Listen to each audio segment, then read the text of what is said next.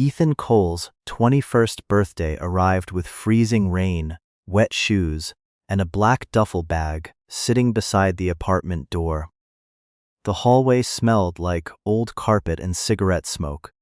Inside the kitchen, his Uncle Rick kept washing dishes without looking at him.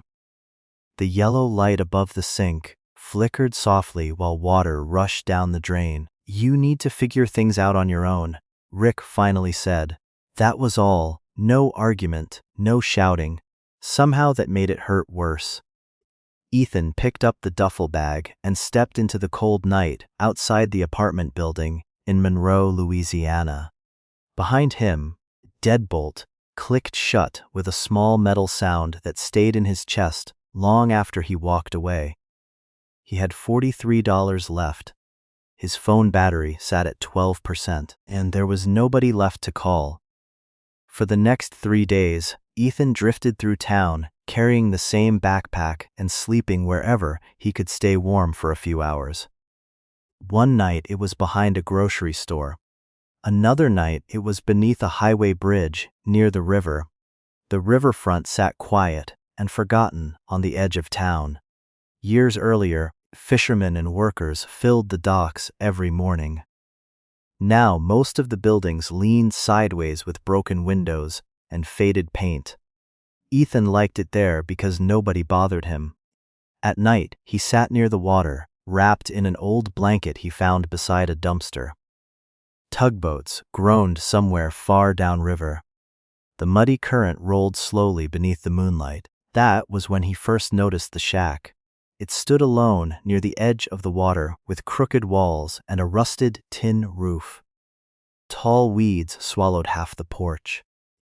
One side leaned badly toward the riverbank. Still, something about it felt stubborn, like it had survived longer than anyone expected. The next morning, Ethan overheard 2 older men talking outside a gas station, county tax auction. Old river properties. Cheap. One man laughed while mentioning the shack. "Nobody's touching that rotten place," he said. But Ethan looked back toward the river and thought about sleeping outside again. For the first time in weeks, an impossible idea entered his mind. Maybe broken things did not always have to stay abandoned. Maybe people did not either. The rain began falling harder across the river, while Ethan stood beneath the gas station, awning staring toward the distant shoreline. And somewhere behind the ruined walls of that shack, his life had already started changing. The county auction took place inside a small civic building that smelled like dust and burnt coffee. Ethan sat quietly in the back row, wearing the only clean shirt he still owned. Around him, older men flipped through paperwork while local investors whispered about land prices and storage buildings. Nobody cared about the Riverside shack. When its address appeared on the projector screen, a few people chuckled. Flood damage. Condemned twice. Probably full of snakes. The auctioneer started the bidding at $100. Silence filled the room. Ethan's stomach tightened. He raised his hand. 100. The auctioneer glanced around. Nobody answered. The gavel struck less than 10 seconds later. Just like that, Ethan owned a collapsing shack beside the river. After paying the fees, he walked back toward the waterfront, holding the folded property papers with numb fingers. The air smelled like wet wood and muddy water. The shack looked even worse during daylight. The porch sagged under his weight. Several windows were shattered completely. Rainwater dripped steadily through holes in the roof into metal buckets somebody had left behind years earlier. Inside, the floor creaked loudly beneath every step. Still, it had walls. It had a door that locked. For Ethan, that was enough. The first week felt miserable. He cleaned mold from the walls, using bleach from a discount store. He covered broken windows with plastic sheets. During the day, he searched for temporary work, unloading trucks near the highway. At night, he returned to the shack exhausted and cold. But slowly, the place started feeling less empty. One evening, while pulling apart rotten carpet near the center of the room, Ethan noticed something strange. An old brass ring was attached to the wooden floorboards. It sat flat against the wood, beneath layers of dirt. He grabbed the ring and pulled. Nothing moved. Still, the sound underneath felt hollow. For the next few days, Ethan kept thinking about it. Why would somebody bolt a heavy metal ring into the floor? The question stayed in his mind while storms rolled across the river each night. Then came the hardest storm yet. Wind slammed against the shack after midnight. Rain hammered the roof so hard, Ethan thought the whole building might collapse. Near dawn, a loud crack exploded beneath him. Part of the floor suddenly gave way. Ethan jumped backward as rotten boards collapsed into darkness below. Cold air rushed upward through the opening. He grabbed a flashlight and slowly pointed it down. Beneath the shack, hidden under decades of dust and wood, was a narrow staircase leading underground. The flashlight shook slightly in Ethan's hand as he stared into the darkness below the shack. The staircase looked old and uneven. Thick cobwebs stretched across the railing. Cold air drifted upward, carrying the smell of damp concrete and rust. For a long moment, Ethan simply listened. The storm continued outside. Rain tapped against the roof, while river water moved slowly nearby. Then he stepped downward. Each stair groaned beneath his weight. At the bottom, beam of his flashlight revealed a hidden basement nearly the size of the shack itself. Concrete walls surrounded the room. Water covered parts of the floor in shallow pools. Dust coated everything. But what caught Ethan's attention were the crates, dozens of them. Some were stacked against the walls. Others sat beneath moldy tarps. Old metal cabinets lined one side of the basement. It looked less like storage, and more like somebody had tried to hide an entire life underground. Ethan moved carefully between the boxes. Most contained worthless junk, broken dishes, fishing nets, rusted tools. Then he opened one smaller crate and froze. Inside were old journals wrapped carefully in cloth. Beneath them rested faded black and white photographs. Families standing beside riverboats, children smiling near the docks. A tall man wearing suspenders beside stacks of lumber. On the back of one photograph, faded ink read, Walter Bennett, 1934. Ethan had heard the name before. Walter Bennett once owned shipping businesses along the river decades earlier. People still mentioned him sometimes in town stories. But according to local rumors, Bennett disappeared suddenly after losing everything during the Depression. Nobody knew what happened afterward. Ethan opened another cabinet.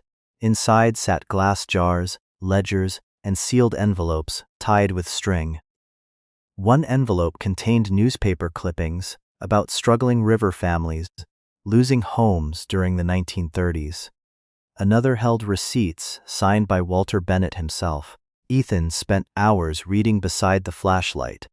Outside, the storm slowly faded. Inside the basement, the past started feeling alive. Near the far wall, he discovered one final cabinet locked with heavy rusted chains. The metal looked older than everything else in the room. At first, the lock refused to move. Then Ethan noticed a small brass key resting inside one of the crates. The key felt cold in his hand. He slid it carefully into the lock. With a loud snap, the cabinet opened. Inside sat a rolled map, several sealed letters, and a small notebook covered in water stains. The map showed old river routes, marked with circles and handwritten notes. One sentence inside the notebook stood out immediately. If they ever come for the land, the truth stays beneath the stairs. Ethan read the line twice. Then he slowly looked back toward the staircase above him. Somewhere inside the shack, sentence was still hidden. Over the next several weeks, Ethan spent nearly every evening inside the basement, reading Walter Bennett's journals. The old businessman turned out to be nothing like the stories people told. According to the journals, Bennett secretly used his boats to deliver food, blankets, and money to struggling families during the Great Depression. Many people along the river survived because of him, but helping poor families had made powerful landowners angry. Several journal entries mentioned threats, court battles, missing records, men trying to force families away from valuable river property. One rainy afternoon, Ethan visited the local library downtown. An older historian named Clara Watkins helped him search through archived newspapers. Together they discovered something strange. Large sections of riverfront land had quietly changed ownership during the 1940s after legal documents suddenly disappeared. The same land was now being purchased again by modern developers. That explained the trucks, the survey crews, the expensive men in polished shoes, walking around the riverfront every morning. A week later, one of those men arrived at Ethan's shack. His name was Daniel Mercer. He stepped carefully around the muddy porch while staring at the building with clear disgust. "You own this property now?" Mercer asked. Ethan nodded. Mercer smiled politely, though his eyes stayed cold. "My company is buying several nearby lots," he explained. "I can offer you $40,000 today." $40,000 was more money than Ethan had ever seen in his life. For one dangerous moment, he almost accepted immediately. Then he remembered the journals, the missing records, the line hidden inside the notebook. "If they ever come for the land, the truth stays beneath the stairs." Ethan told Mercer he needed time to think. The businessman's smile faded slightly. "Do not wait too long," he said before leaving. That night, Ethan sat beside the river, holding the brass key in his hand. The water reflected pale moonlight while insects buzzed softly near the reeds. For weeks, the shack had simply been survival. Now it felt like responsibility. Somebody had hidden those journals for a reason. Somebody wanted the truth protected. And somehow, after years of abandonment and silence, that responsibility had fallen into Ethan's hands. Inside the shack, floorboards creaked softly above the hidden basement. Ethan looked toward the stairs again. The notebook had mentioned something hidden beneath them. He realized he had not searched there yet. The next morning, Ethan carried a hammer, flashlight, and crowbar into the basement. Dust floated through thin beams of sunlight, slipping between the cracked floorboards above. He knelt beside the staircase and examined the wooden steps carefully. At first, nothing looked unusual. Then he noticed fresh scratches near the bottom support beam. Someone had moved the wood before. Ethan wedged the crowbar beneath the beam and pulled. The old wood shifted with a heavy groan. Behind it sat a narrow metal lockbox covered in dirt. His heart pounded. The brass key fit perfectly. Inside the box were no jewels, no gold coins, no stacks of money. Instead, Ethan found documents, dozens of them, land deeds, signed witness statements, court papers, letters between lawyers. As he read through the pages, the truth slowly became clear. Several wealthy businessmen had worked together decades earlier to steal river property from struggling families after the Depression. False debts were created. Records disappeared. Families were forced away quietly, while powerful men claimed the land. Walter Bennett had tried to expose everything. Before he could finish, he vanished. Ethan sat silently on the basement floor while rain tapped against the shack roof above him. The papers in his hands could destroy the new development project completely. It could also make dangerous people very angry. That evening, Daniel Mercer returned. This time, he brought another man wearing an expensive gray coat. Mercer offered Ethan $70,000, cash, no questions. "You are young," Mercer said calmly. You deserve a fresh start somewhere else. Ethan looked toward the river. For months he had dreamed about escaping his life, a warm apartment, reliable food, a future without fear. $70,000 could give him all of it. But then he thought about the families in the photographs downstairs, the children beside the boats, people Walter Bennett had tried protecting. Ethan finally shook his head. I'm not selling.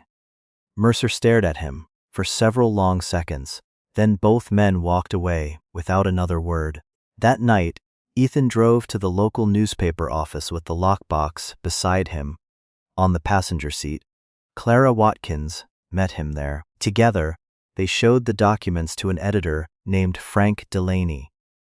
The older man spent nearly an hour reading silently. When he finally looked up, his expression had changed completely. Do you understand what these papers mean? He asked. Ethan nodded slowly. For the first time in years, powerful people along the river were about to face the truth, and it had all started beneath the floor of a forgotten shack nobody wanted. The newspaper story spread across Monroe within 2 days. By the end of the week, television crews stood beside the river, interviewing historians, lawyers, and surviving family members connected to the stolen land. The development project stopped almost immediately. County investigators reopened decades-old property records. Several families discovered they still held legal rights to sections of riverfront land their grandparents once lost. Daniel Mercer disappeared from town soon afterward. For Ethan, everything changed quietly. People who once ignored the Riverside shack now stopped to shake his hand. Neighbors brought hot meals. A carpenter repaired the porch without charging anything. An electrician restored power to the building after hearing Ethan's story on the news. Slowly, the shack transformed. Fresh paint covered the damaged walls. New windows replaced the broken plastic sheets. The leaking roof finally stopped dripping during storms.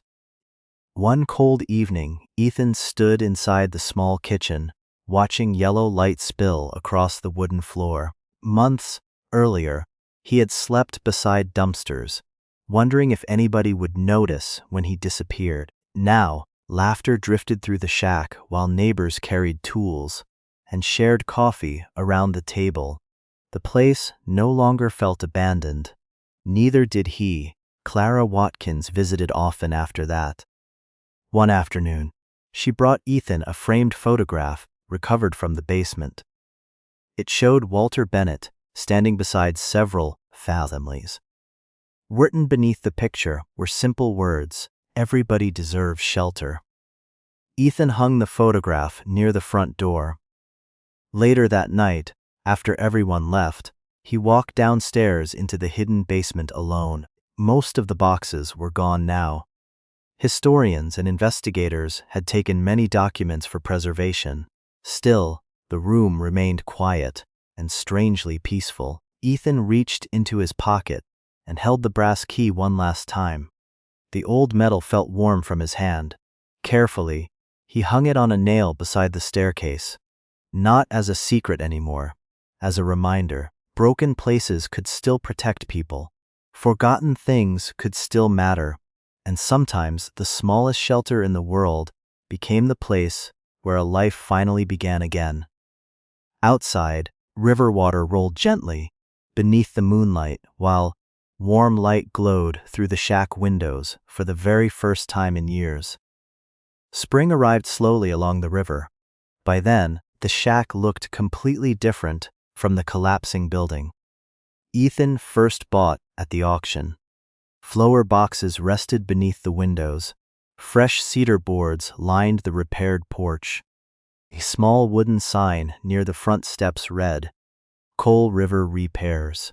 Ethan spent his days fixing old furniture, patching fishing boats, and restoring broken things people once planned to throw away. The work was simple, but he loved it.